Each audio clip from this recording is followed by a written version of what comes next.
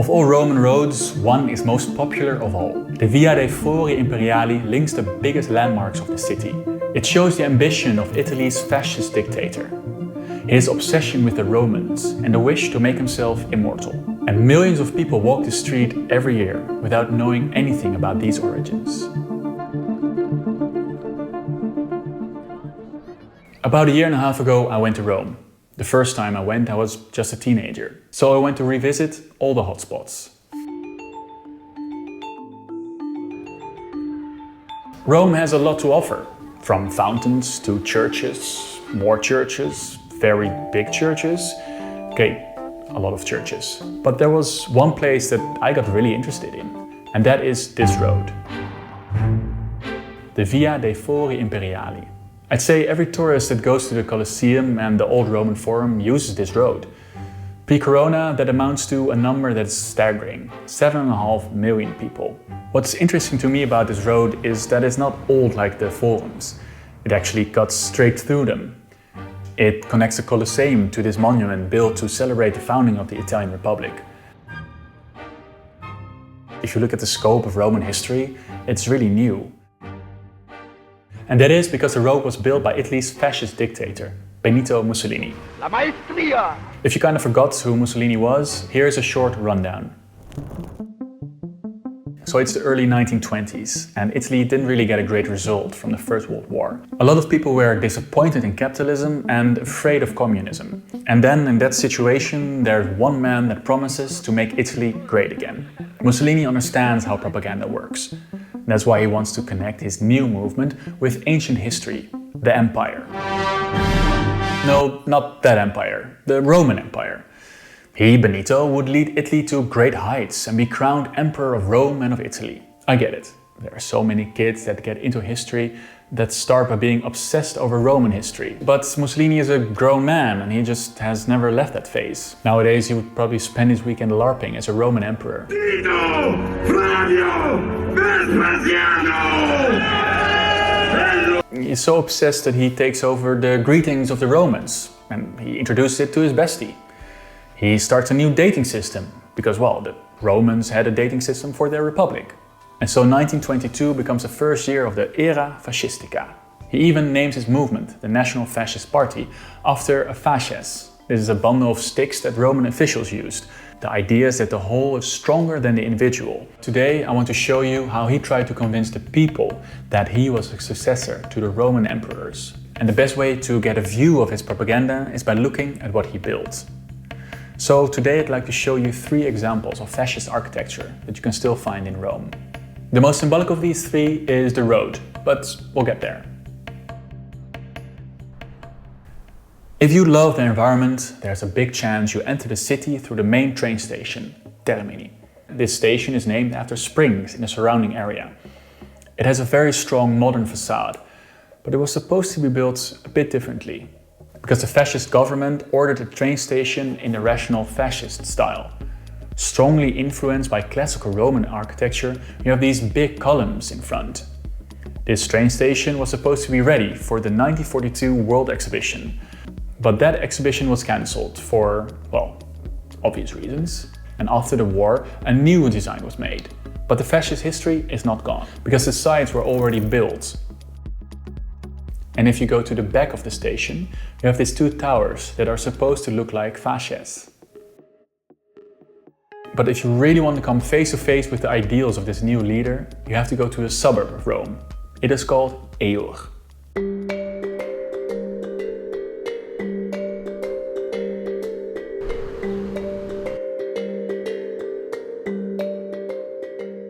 Mussolini wanted Eur to be part of his third Rome. After the Romans and the popes, it was now time for a fascist Rome. And the fascist dream of a new Rome is not particularly cozy. The architecture here is again that combination of classical Roman architecture with a more modernist sauce. You have geometric forms and ideal proportions. So you see a lot of white, a lot of limestone. And this really weird modern obelisk. Are obelisks even Roman? Are they not Egyptian? Mussolini's dream is supposed to impress you, and it does. But at the same time, it didn't make me want to join his club.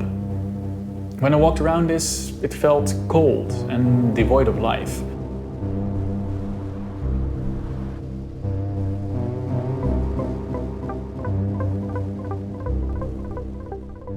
Still, there's one building that definitely won me over.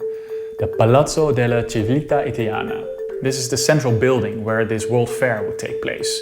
Really top marks when it comes to fascist architecture. And it's also quite clear to who we owe this building. If you look at the roads, both horizontally and vertically, you can spell out the name of one Benito Mussolini, exactly there. So we have a half-built train station, a coldish suburb, but if you really want to impress Romans, you have to make a road, of course. And Mussolini has an idea. He wants to build this outside of his modest office at the Plaza Venezia. And when he looks outside of the window, he doesn't like what he sees. Because he sees a working-class neighborhood. 4,000 people live in these medieval houses with these small streets. And that's something Benito just doesn't jive with. So he just decides to demolish this entire district. And people have to be a bit quick about it. Because Mussolini is actually running out of time. His 10-year anniversary party for his movement is coming up. And that impacts how the road is built. You know, we talk about Forum Romanum, but there's actually multiple forums. And if you look at this map, you can see how the road runs through 5 major forums. Building a road on one of the oldest places in Rome, so you're gonna find a ton of historic artifacts. When you build a road in our time, you have a group of archaeologists that carefully date any layer and artifact that they find. We talked about how Benito is so obsessed with the image of the Romans. But does he also care about the actual heritage? So everything they find is just put in boxes and moved to the new building, which means that nowadays there's a ton of artifacts so people have no idea from what time it came. Being obsessed about Rome is one thing, being careful with the stuff in the ground is something else. Still, the road is ready. Mussolini calls it Via dell'Impero. Again, Mussolini wants to connect his movement to the Roman history. So how does he show it? First, you have Roman emperors placed next to the roads. And what did these emperors do? Expand the empire. So you have these maps that show the expansion of Rome. He depicts the rise of the Roman Empire. From a tiny speck on a peninsula, it grows bigger and bigger. It expands across the entire Mediterranean. Still, there's something that you can debate. The biggest Roman expansion is shown as being under the Emperor Trajan. Historians are actually not sure if that should be the one. It could be that the biggest empire was under Septimus Severus. There's just one problem with Severus, because he was actually the first emperor from Africa, a foreigner. His wife also wasn't full-blooded Italian. Of course, this doesn't really connect to Mussolini's fascist idea that ethnic Italians are the best. So if you can choose between two, Trajan is the way to go. But there's more. Mussolini also wanted his empire there. Remember, he has to be connected to the Romans. So he puts out a map with his colonial possessions in Libya and Ethiopia. Really impressive stuff there, Benito. And when all was ready, he used the road to impress that other fascist dictator in Europe. Having a parade of Italians marching up and down the road. Mussolini really wants to impress Hitler, but he doesn't really have enough soldiers on hand.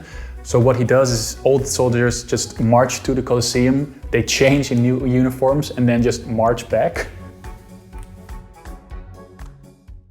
In the end, his empire wouldn't last. It fell within 25 years after foundation. Mussolini was killed. And nowadays, still thousands of people walk the street without knowing any of this. They're walking past emperors that Benito Mussolini put up in the hope that he might one day flank them. In this day and age, you can't really say there are people that put Benito on par with the Roman Empire.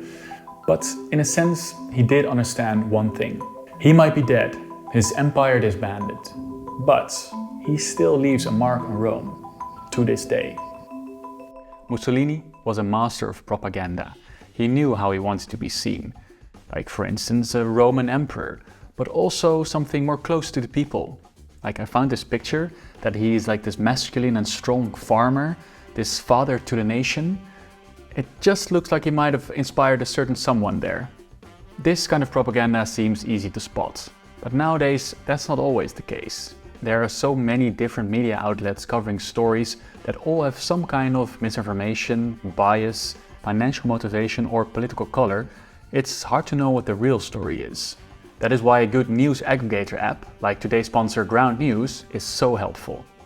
I've been using Ground News to keep myself up to date on everything going on in the world. They give you this curated feed of headlines that have a total of 50,000 different outlets from all over the world. And the neat thing is, you have the content sorted and categorized in various ways to see through the spin and biases. And there are quite a few cool features, like you see this map where you can see how the same stories are being covered all over the world. There's also a function where you can swipe through headlines, so you can see how different media are covering the same story. And it really shows you how the biases are working. And there is an extra feature to see what blind spots are in covering. Some media are just completely ignoring a certain event.